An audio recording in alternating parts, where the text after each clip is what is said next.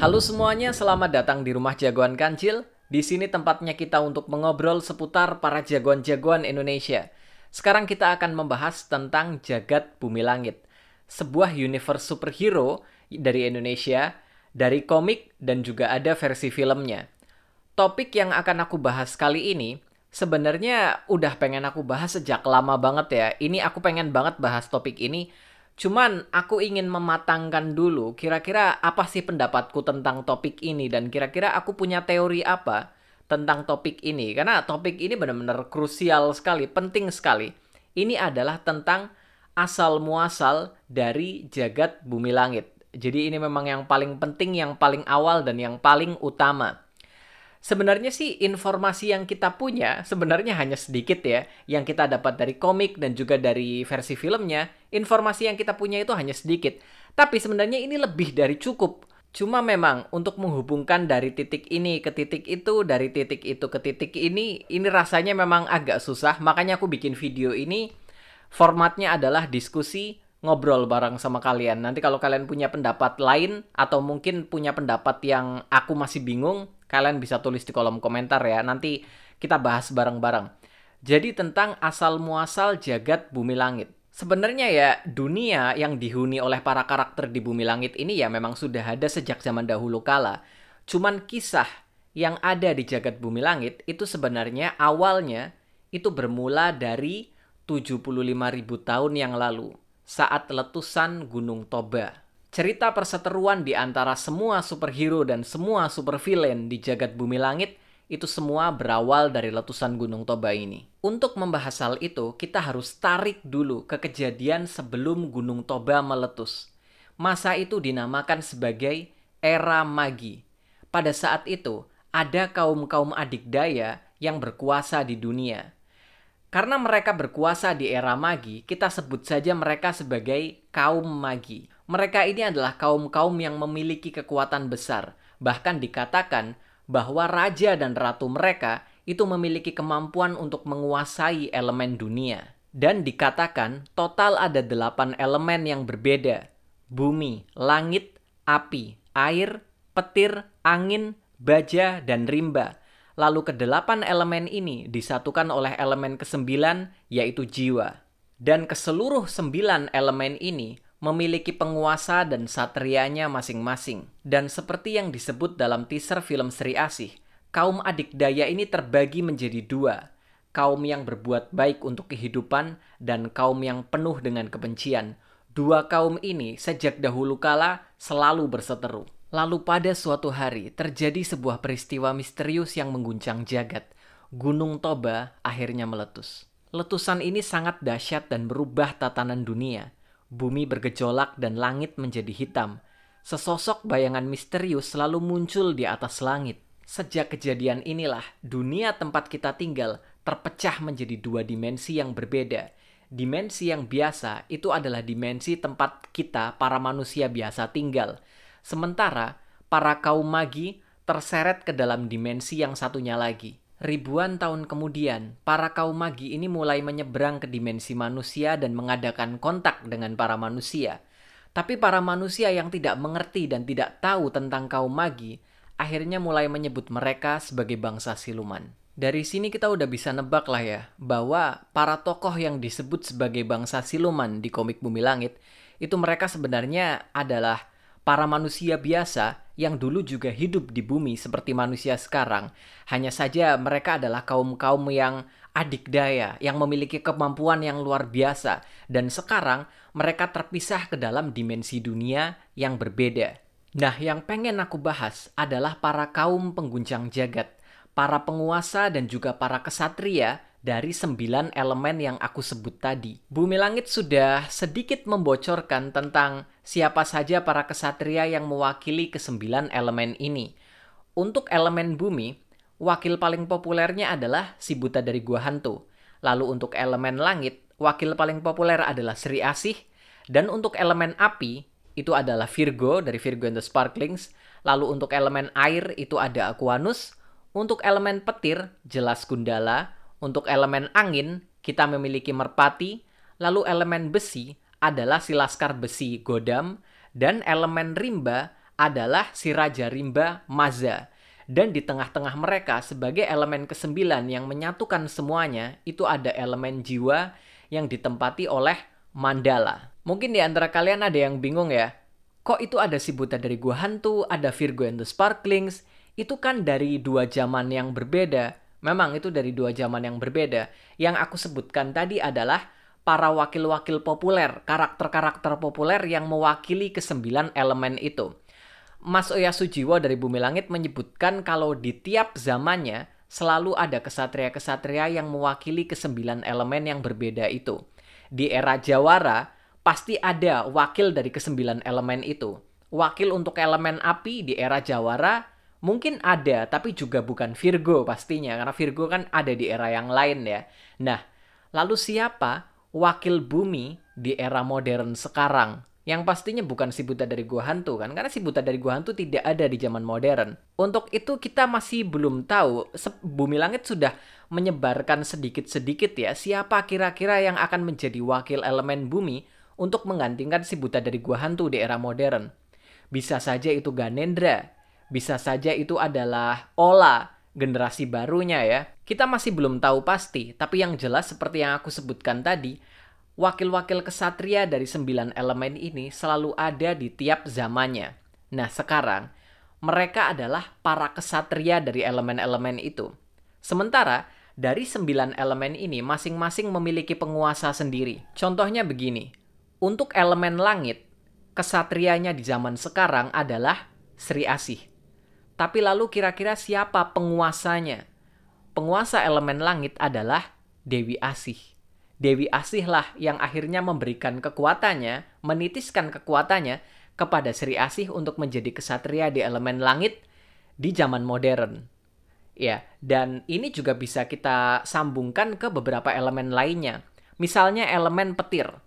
Elemen petir, kesatrianya di zaman modern adalah Gundala, jelas. Lalu siapa penguasanya? Penguasa elemen petir kita udah tahu di komiknya ada Kaisar Krons. Dialah yang memberikan kekuatan kepada Gundala, gitu kan? Lalu kita pindah ke elemen selanjutnya, elemen besi. Kesatrianya adalah Godam. Lalu siapa penguasanya? Kalau dari komiknya yang memberikan kekuatan kepada Godam adalah Bapak Kebenaran atau mungkin Dewi Pengasuh Sukma. Tapi kayaknya Bapak Kebenaran. Dia kayaknya adalah sosok penguasa untuk elemen besi. Lalu kita pindah lagi ke elemen selanjutnya, ada elemen angin. Untuk elemen angin, kesatrianya adalah Merpati. Tapi siapa penguasanya? Kalau di komiknya Gundala ya itu disebutkan kalau Merpati ini mendapatkan kekuatan dari Ratu Merpati. Namanya adalah Ratu Sripaksi. Namanya Ratu Sripaksi. Jadi mungkin penguasa untuk elemen angin adalah Ratu Sripaksi. Selanjutnya untuk elemen api. Ini tricky. Untuk elemen api, kesatrianya adalah Virgo. Virgo and the Sparklings, Riani. Tapi siapa penguasanya? Sosok yang ada di era magi yang menguasai elemen api. Aku yakin mayoritas atau mungkin semua dari kalian berpikir ke arah Dewi Api. Gitu ya, karena Dewi Api ada di era magi dan dia satu level sama Dewi Asih ya kan. Dan dia juga elemennya jelas api. Namanya Dewi Api.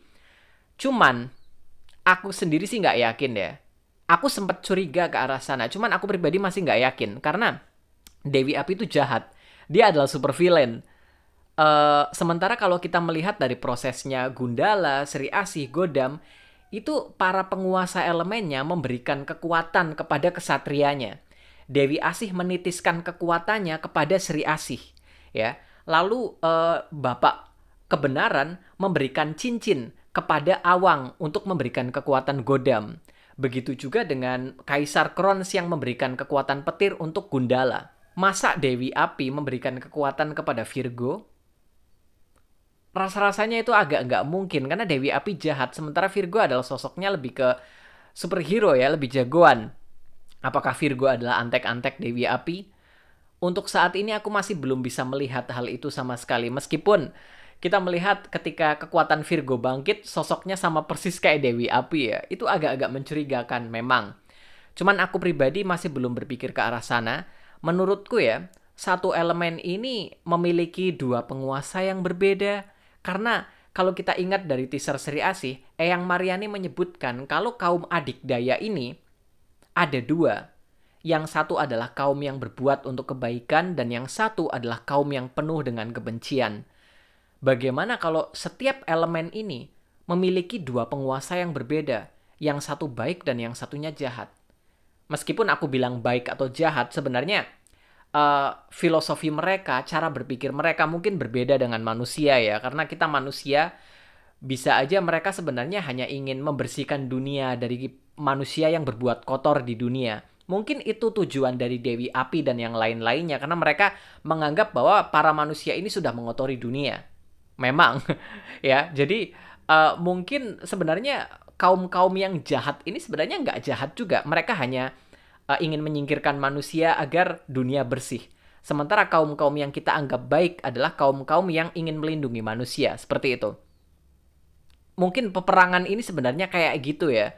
Peperangan dari kaum-kaum adik daya ini mungkin sebetulnya itu. Karena mereka, aku nggak bisa mikir kalau kaum-kaum yang selevel dewa dan dewi, mereka berperang karena nafsu, kekuasaan, atau apa, kayaknya itu agak-agak kurang mungkin sih. Jadi, kayaknya itu masalahnya. Kayaknya masalahnya itu ada di manusia sendiri. Mereka sedang berusaha menentukan nasib manusia. Para manusia itu harus dikemanain. Yang satu mendukung kita, dan yang satu memusuhi kita. Kayak gitu kayaknya ya. Balik lagi ke elemen api tadi. Menurutku, setiap elemen ini dikuasai oleh dua penguasa yang berbeda. Yang satu yang mendukung manusia dan yang satunya lagi yang memusuhi manusia. Seperti yang aku bilang tadi. Konsepnya mungkin seperti ini. Dalam mitologi Nusantara, kita mengenal Nyai Roro Kidul dan Nyai Blorong. Ya kan? Mereka berdua adalah sosok yang gambaran menurut dongengnya, menurut kisah cerita rakyat, itu sosoknya mirip. Sama-sama pakai baju hijau, sama-sama mengendarai naga, ya kan? Sama-sama berkaitan dengan Laut Selatan dan yang lain-lainnya. Cuman dalam kisah cerita rakyat kita, yang satu dikenal sebagai sosok yang baik dan yang satunya dikenal sebagai sosok yang jahat. Mungkin ini sebenarnya kayak gitu kan? Ibaratnya seperti Nyai Roro Kidul dan Nyai Blorong di kisah cerita rakyat Nusantara kita. Mungkin setiap elemen ini juga seperti itu. Dan untuk elemen api, bisa jadi ada sosok baik di sini. Dan dia adalah yang memberikan kekuatan kepada Virgo sebagai kesatria untuk menguasai elemen api. Sementara dari segi sosok yang jahat, kita memiliki Dewi Api. Dan kalau kayak gitu berarti kita juga memiliki sosok yang jahat di elemen bumi, elemen angin, elemen air, dan segala macamnya dong. Lalu untuk elemen air, kesatrianya adalah Aquanus, sementara penguasanya adalah siapa? Siapa kira-kira yang memberikan kekuatan kepada Aquanus? Bahkan dari era legenda pun kita masih belum tahu ya asal-usul dari Aquanus di komik Bumi Langit. Kalau dari komik klasiknya dia berasal dari sebuah planet yang bernama Phoebe. Cuman kan kalau di versi barunya mereka nggak main planet-planetan ya. Jadi mereka mainnya dimensi. Tapi belum ada siapa kira-kira yang memberikan kekuatan kepada Aquanus. Kalau kita kaitkan dengan cerita rakyat Nusantara, elemen air jelas kita memiliki Nyai, ya kan? Nyai Roro Kidul sebagai mungkin kita bakalan memiliki Dewi Lautan atau apa karena udah ada Dewi Api. Mungkin mereka akan membuat tokoh berisi Dewi Lautan atau apa. Karena sebenarnya kalau kita membahas tentang Dewi Lautan ini, sosoknya pernah muncul sebagai cameo di komik Sri Asih Celestial Goddess, ya kan? Di situ kita melihat sosok siluet dari penguasa elemen dunia. Dan di situ kita melihat sosok yang menguasai lautan. Dia memakai kain berwarna hijau dan segala macam, sangat-sangat mirip dengan Nyai Roro Kidul. Jadi mungkin mereka akan memiliki Dewi Lautan sebagai penguasa airnya. Dan mungkin mereka juga akan memiliki versi jahatnya, yaitu mungkin yang akan terinspirasi dari Nyai Blorong dan segala macam. Tebakanku untuk saat ini itu karena jujur memang nggak ada apapun yang bisa kita raih di sini sebenarnya sih. Jadi cocok logi dengan mitologi Nusantara aja. Untuk elemen bumi, si buta dari gua hantu, kira-kira siapa penguasanya? Kalau kita bicara tentang elemen bumi, ada satu karakter jagoan dari Bumi Langit namanya Boga. Dia menguasai elemen bumi. Tapi dia hanya jagoan biasa. Dia menguasai elemen bumi. Boga. Boga itu asal namanya dari Antaboga. Antaboga adalah seekor naga yang menguasai bumi. Dia dikenal sebagai naga penguasa bumi. Dan kalian ingat, apa yang memberikan kekuatan kepada si buta dari gua hantu? Si buta dari gua hantu pertama kali mendapatkan kekuatan ketika dia berlatih di gua hantu dan bertemu dengan seekor ular raksasa. Arahnya kayaknya ke sini. Oke. Makanya aku suka bikin video seperti ini, karena aku meskipun nggak ada lawan ngobrolnya, aku ngobrol sama kamera, rasanya teorinya bisa langsung jalan gitu kalau aku sambil ngobrol. Mungkin ke arah sana ya, mungkin penguasa dari elemen bumi yang memberikan kekuatan kepada si buta dari gua hantu adalah sosok naga Antaboga. Dan mungkin ini akan dikaitkan kepada karakter jagoan Boga. Semuanya sama-sama memiliki elemen bumi. Kayaknya arahnya ke sana ya. Oke. Itu untuk elemen bumi. Wow, ini kalau aku nggak sabar banget buat lihat jagoan Boga di jagat sinema Bumi Langit ya. Siapapun pemerannya, bahkan di komik pun aku nggak sabar buat melihat Boga. Itu untuk elemen bumi. Elemen selanjutnya berarti ada rimba. Rimba kita memiliki maza. Elemen rimba. Untuk elemen rimba di jagat bumi langit, karakter-karakter yang memiliki elemen rimba aku cuma inget 2. Yang pertama adalah Banua, musuh di komik Sri Asih Dewi Keadilan.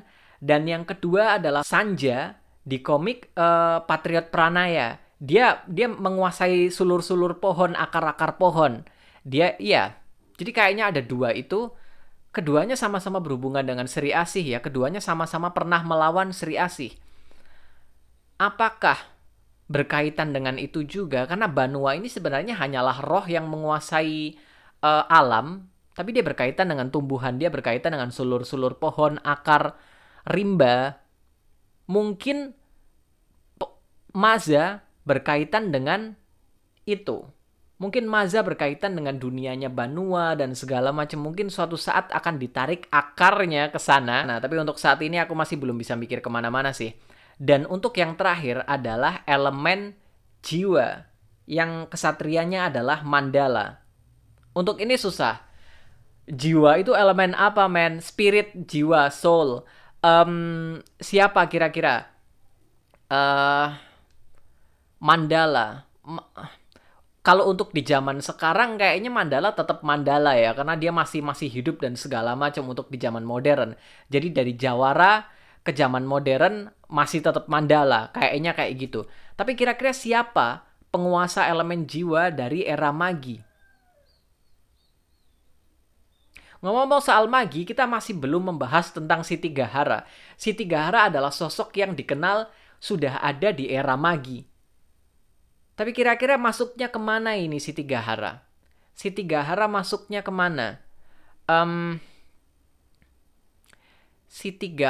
Apakah Siti Gahara satu bangsa dengan bangsa era Magi? Entahlah. Siti Gahara agak susah. Aku satu-satunya mengaitkan Siti Gahara kayaknya ke Herbintang.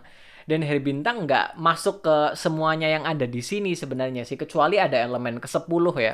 Jadi itu tadi sekelumit pikiranku, teoriku tentang asal-muasal bumi langit dan juga para sosok yang mengguncang jagat. Mereka adalah para kesatria dan juga para penguasa dari 9 elemen di jagat bumi langit. Kenapa aku bahas ini sekarang? Karena firasatku bilang kalau hal ini akan mulai diungkit di film Sri Asih nanti. Aku merasa hal ini akan mulai diungkit dari film.